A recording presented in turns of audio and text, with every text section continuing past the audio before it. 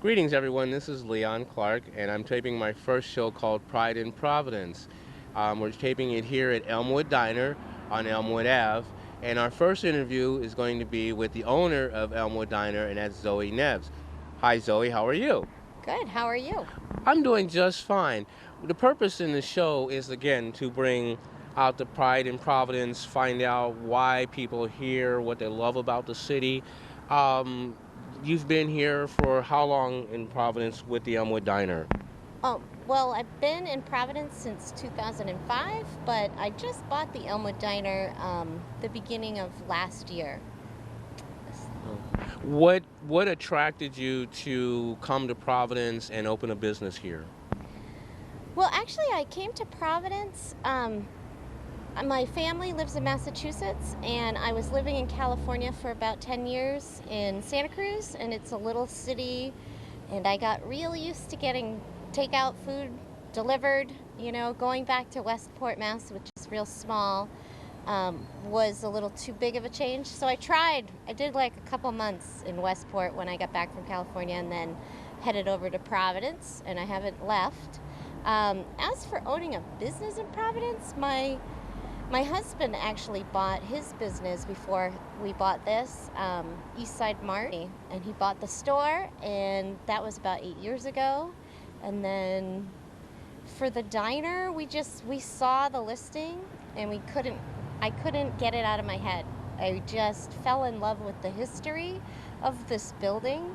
And I'd been by here before, and I'd always thought, oh my God, that's terrible. That building is just, overgrown, and it's so amazing. And my dad was looking for an opportunity to invest some money, so we went into this venture.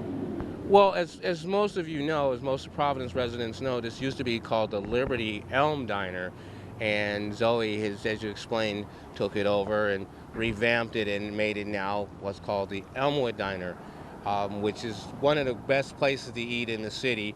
And we also want to talk about your community activism. As you can see, we both have Elmwood Diner hats on. I have an Elmwood Diner T-shirt on from the Elmwood Little League. We want to thank you for sponsoring our team for the Little League. That always helps, in every way. What sort of attracted you to want to do that? Well, I live in Providence. I live really close to the Army in the West End, and we own this business over here on the south side, and my husband has a business on the east side. So it's sort of a no-brainer to invest in Providence, and I have two kids who were able to play Little League, and um, just, I think that is what makes this city a place that other people want to live in too. I think it's a really great place, and I think the little bit that we can do, I I think we should. I think um, it moves our children forward. It's a big deal. Do you sense that the city is in sort of a revamping or renaissance of itself?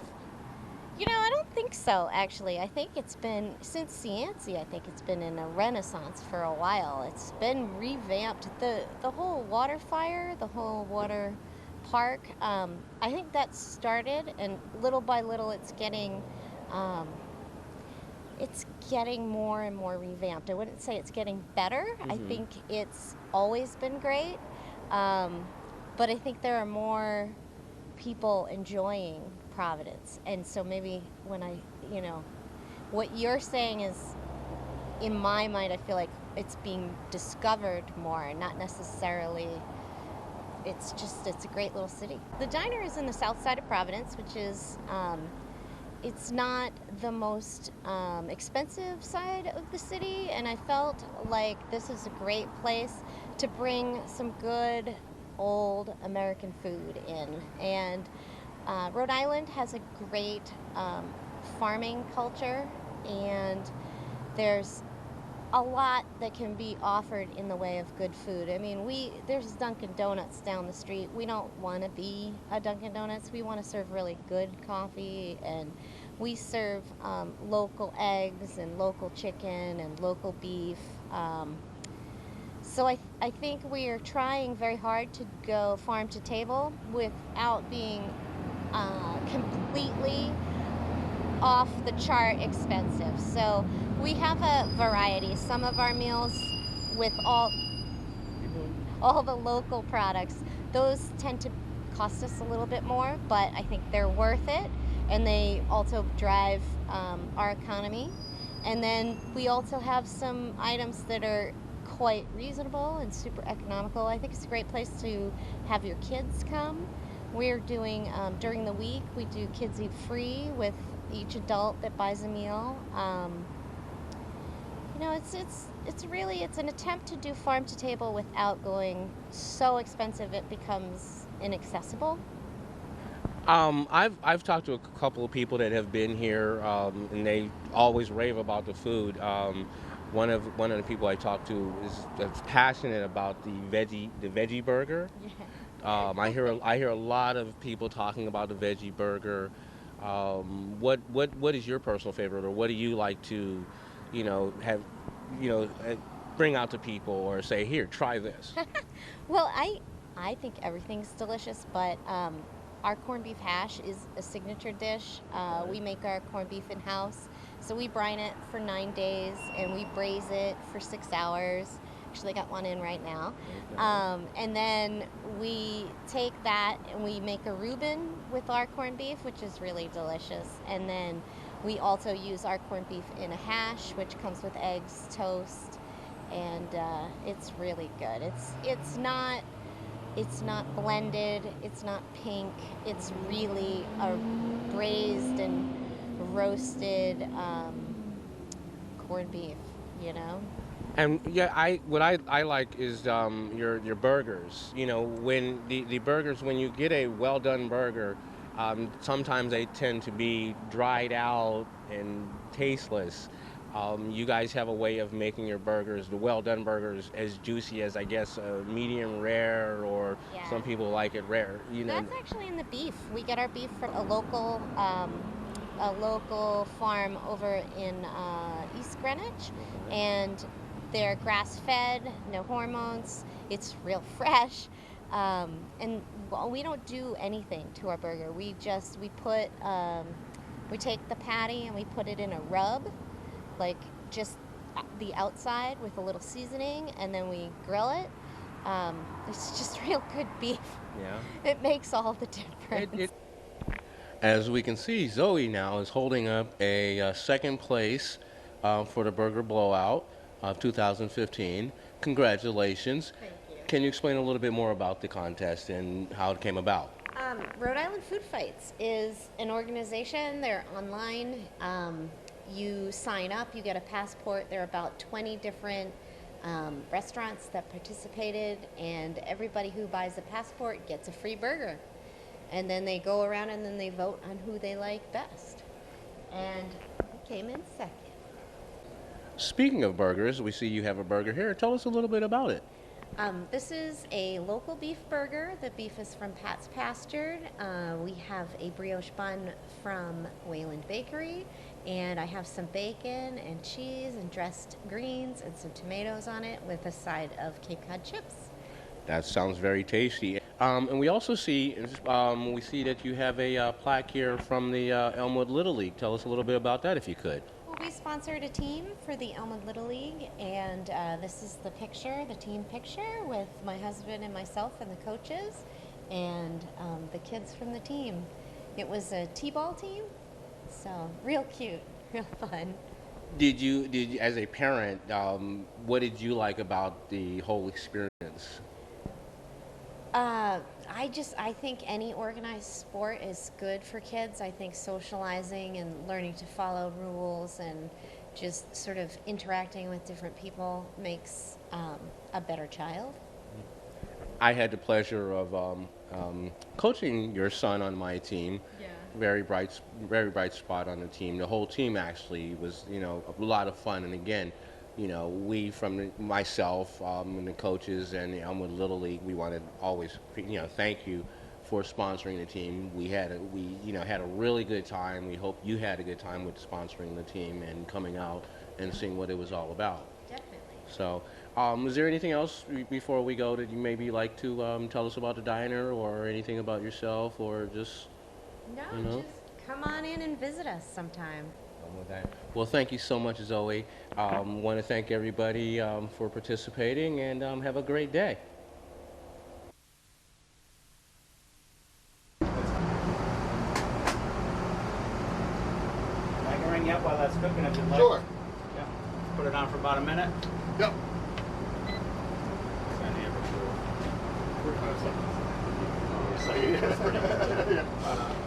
or less. 7 numbers. What's she doing? She doing okay? Oh yeah, she's keeping busy, cleaning up everything. Here at Eastside Mart with Paul Smith, the owner of Eastside Mart, and a customer happened to walk in. So, Paul, tell us your name, sir. Paul, also. Okay. And tell us a little bit about yourself, why you're here, and why you come to Eastside Mart. Well, I come here daily, as a matter of fact. I just live around the corner. We're just up from Wayland Square, and this is a very convenient place to go, and it's almost like the Saturday Night Live skit.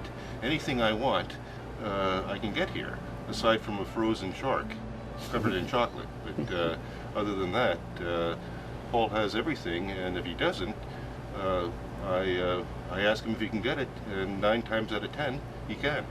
So I'm just delighted. Everybody in this neighborhood likes this store. It's terrific. And Paul? Yeah, we try to make it as convenient as possible for people. We stock just about a little bit of everything, and we love special requests and try to find something unique to help somebody out. We're happy to do it. So, yep. Tell us about your involvement with the Elmwood Diner. Oh yeah, my wife was looking for something new to do, so about a year and a half ago she opened up the Elmwood Diner. I help her out with whatever she needs help with. I do a lot of the maintenance over there, or running some errands, and even doing dishes, whatever she needs help with. So yeah, that's been going really good. She's been having a lot of fun with that, and traditional diner food, but on the fresher and healthier side than a lot of places are doing.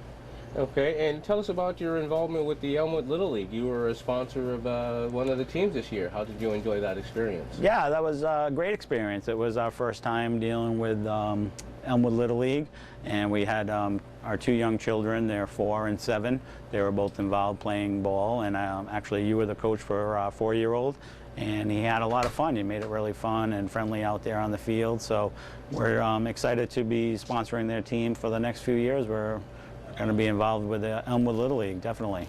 Well, we appreciate your time, Paul, and we see Paul is still here. We appreciate your glowing reference there. My pleasure. All right, you Come guys. by anytime. All right, you guys have We're a a great. friendly group. All right. Hey, thank you guys. You guys have a great day now. Thank you. All righty.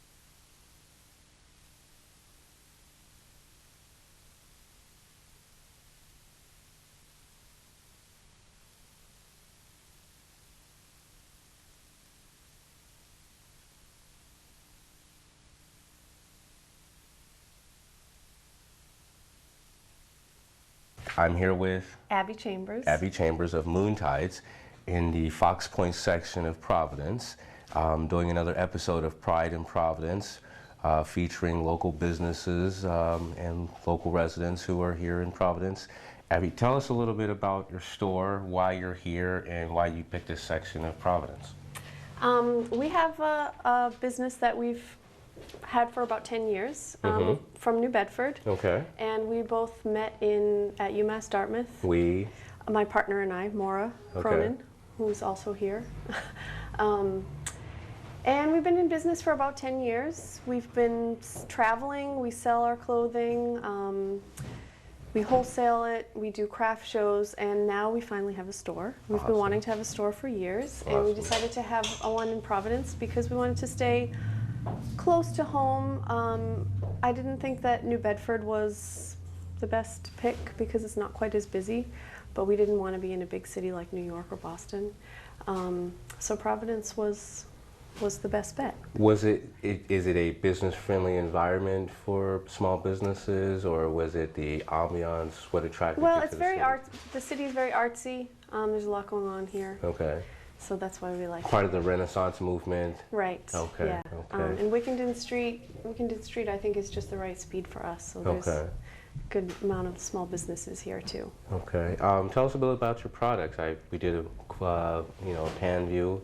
If you want to pick something out and tell us a little bit about it, how it's crafted. What we do is we start with either black or white fabric, and we cut and sew the garment, and then we dye it afterwards. So if it's black, what we do is we strip some of the color out, and then we over dye it. So this whole garment was black to start with, and then the ones that are white, we don't have to obviously strip them out first. There's some on the back rack back there. You can see one that has a little white dot on it. And those are more of our spring line. The black base is more of our fall line. Okay. What's your inspiration for your products? What's your market? Well, we have all ages of women. So we just do women's clothing. We don't do any men's clothing. We're really motivated by movement, the pattern placement on the body. We do a lot of yoga pants. People do use our tops for dance and our dresses for dance. We have done some work with dancers. And yeah, I would say just color and pattern and dance, and that's... Now you mentioned you were selling locally. Do you go to some of the fairs? Are you involved in community organizations? We don't do too many fairs locally. We have done the Providence Flea, and we have done the farmers market. Okay. And those have been good for us. But we travel farther away to do fairs. Now the farmers market, which one did you attend? There's the one on Broad Street, and then there's the one on the Armory.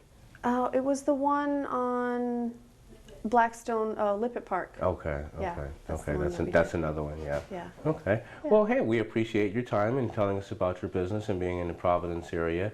Hopefully you get some business or some exposure from it. Thank you for your time. Thank you. All right. Have a great day. You too. Okay, everybody. I'm here with Maura Cronin. She's also a part of Moon Tides. She's going to tell us a little bit about what inspires her, why she's here, and why she's partners with Abbie. Hi. Well, let me start with why I'm partners with Abbie. Because we're very different in our work skill ability, I think, and it actually works out really great in a partnership, and you can get a lot more done. And we've learned to really let go of, in some areas, let go of control, where we just trust each other to take care of the stuff that we're really good at. I mean, that took a few years of brewing, but so there's a really good split in skill sets that I think helps us keep our business healthy as a partnership, let's say. And my inspiration for making this clothing is probably about seeing it on the body and movement and pattern placement. When you're dyers and when you're working with surface design techniques, you can really have a lot of flexibility of where you put that information onto the body. And color too, we can have a whole menu of different formulas and stuff. But also because I think, at least in the craft world, it was really to keep stuff simple than what we were seeing out there, I think was a motivation. There was a lot of information with fiber wearable, and I think when we stripped it down to just really simplistic shapes and images. I think that was helpful and why we do very well at our craft fair. But also because we wanted something very wearable for a wide range of women. So really, I think Abbie had addressed this, but women from like 16, even younger sometimes, to like 90 will